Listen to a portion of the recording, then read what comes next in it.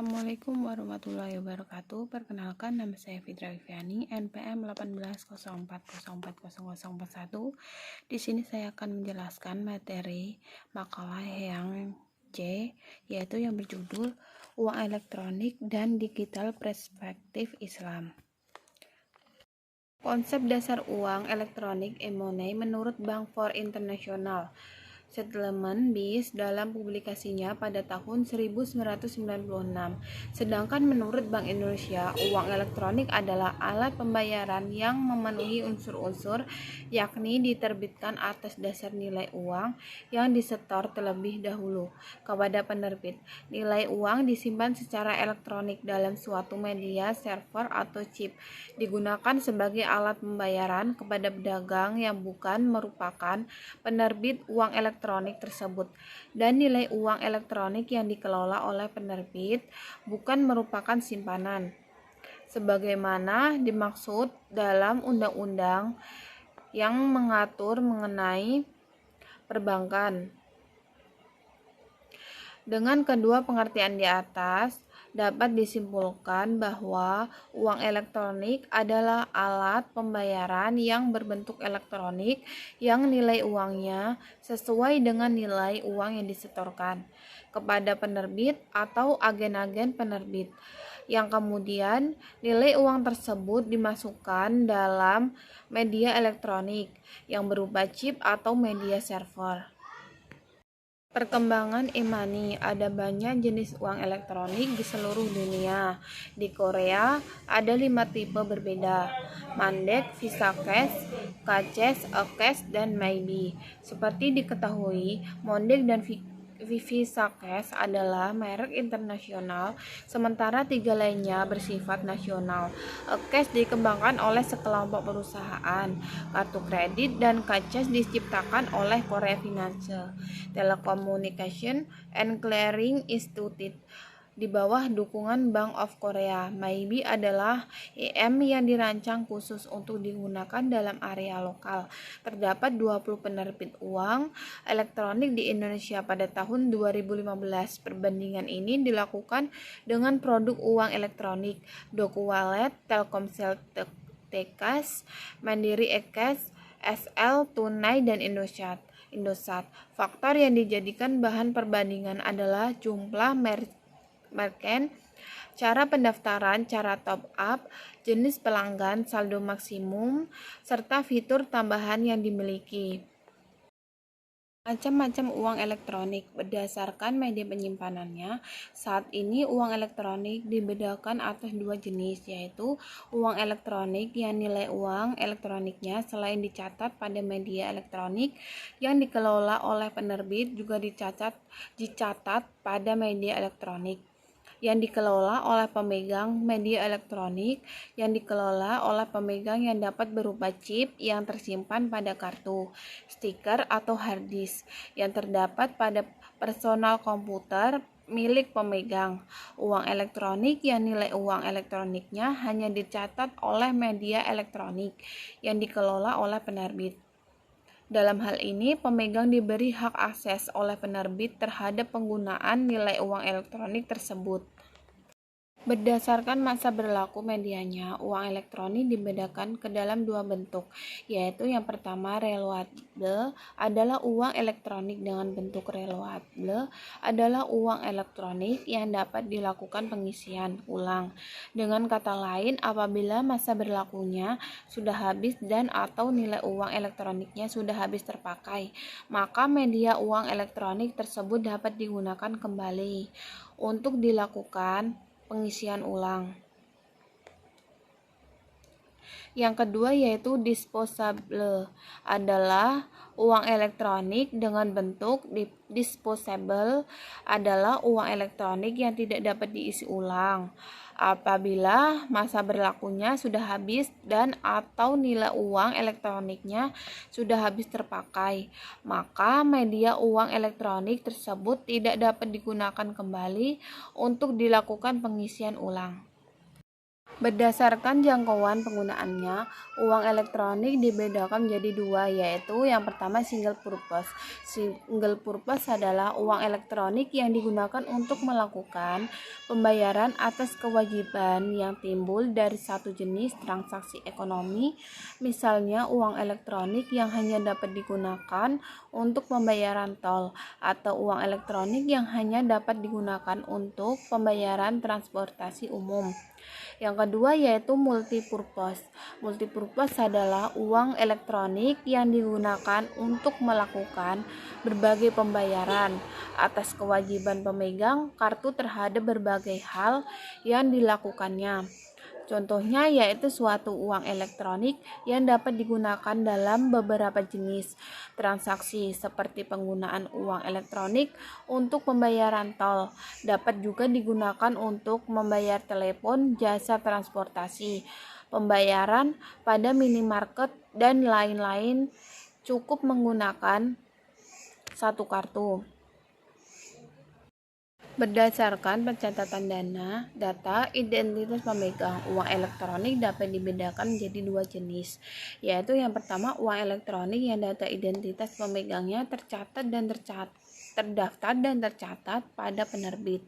Uang elektronik yang data identitas pemegangnya tidak terdaftar dan tidak tercatat pada penerbit. Manfaat uang elektronik. Sistem pembayaran mikro mengalami perkembangan cukup pesat di berbagai negara dewasa ini.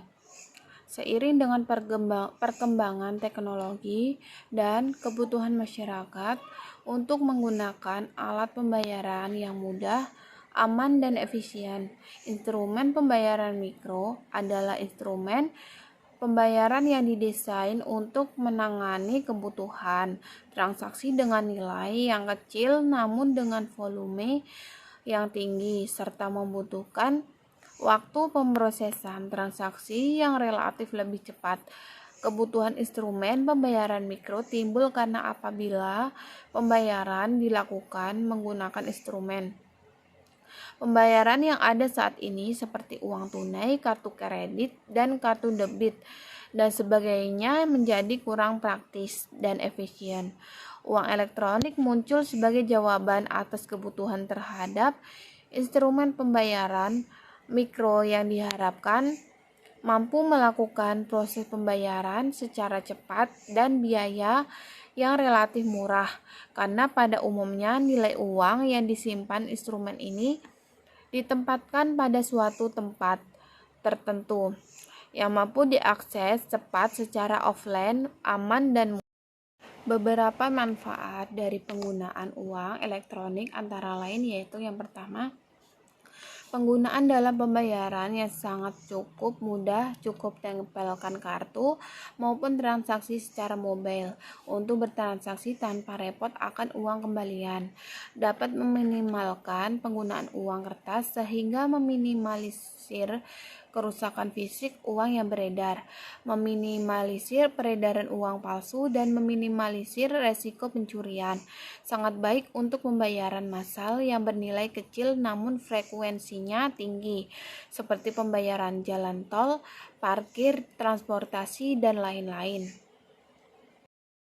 Kemaslahatan dalam uang elektronik menurut Al-Shatibi sebagai yang dikutip dari ungkapannya, sesungguhnya syariat itu bertujuan mewujudkan kemaslahatan manusia di dunia dan di akhirat.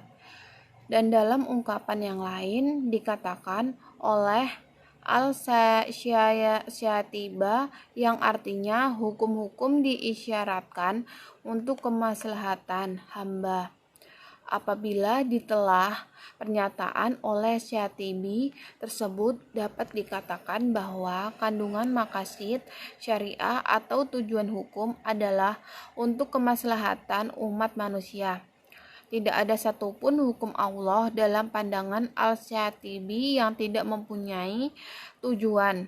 Pernyataan tersebut menegaskan bahwa kemaslahatan merupakan tujuan atau hasil yang diraih oleh maqasid syariah dalam peraturan bank, Indonesia nomor 1016 PBI 2008 tentang perubahan atas peraturan Bank Indonesia nomor 919 PBI 2007 tentang pelaksanaan prinsip syariah dalam kegiatan menghimpun dana dan penyaluran dana serta pelayanan jasa bank syariah. Dijelaskan bahwa kemaslahatan maslahah harus memenuhi 3 unsur, yakni kepatuhan syariah, halal dan bermanfaat dan memberikan manfaat thayyib dan tidak menimbulkan kemadaratan. Adapun kemaslahatan dalam uang elektronik e-money dapat dilihat dari keunggulan-keunggulan uang elektronik e-money berikut ini. Transaksi lebih cepat karena dengan menggunakan uang elektronik, waktu dalam bertransaksi akan lebih cepat karena transaksi dapat dilakukan tanpa harus menginput PIN dan tanda tangan karena transaksi dilakukan dengan cara offline. Transaksi dengan uang elektronik lebih mudah ketimbang transaksi dengan menggunakan alat transaksi lain karena layanan integrasi agen, kartu, aplikasi dan website dapat diakses dengan layanan online sehingga tidak perlu repot-repot ke bank atau ke kantor pos.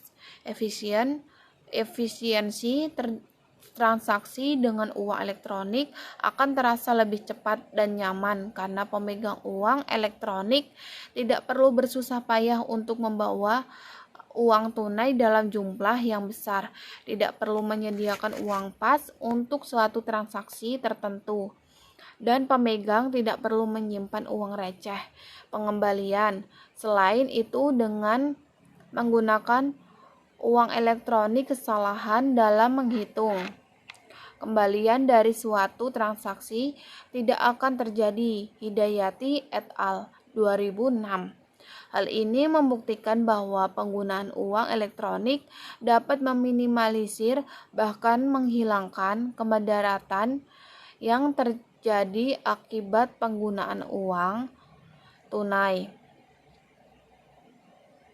Dengan pernyataan di atas, terbukti bahwa uang elektronik mendatangkan kemaslahatan karena bertransaksi dengan uang elektronik, waktu transaksi akan lebih cepat sehingga kemadaratan seperti antrian panjang yang biasanya terjadi di jalan tol atau di tempat pembelanjaan dapat dihindari. Dengan uang elektronik, transaksi akan terasa lebih mudah, dan dengan uang elektronik kita tidak perlu repot-repot menyiapkan uang tunai yang pas atau menyiapkan uang receh dalam transaksi jual beli. Sekian materi yang dapat saya sampaikan. Saya akhiri. Wassalamualaikum warahmatullahi wabarakatuh.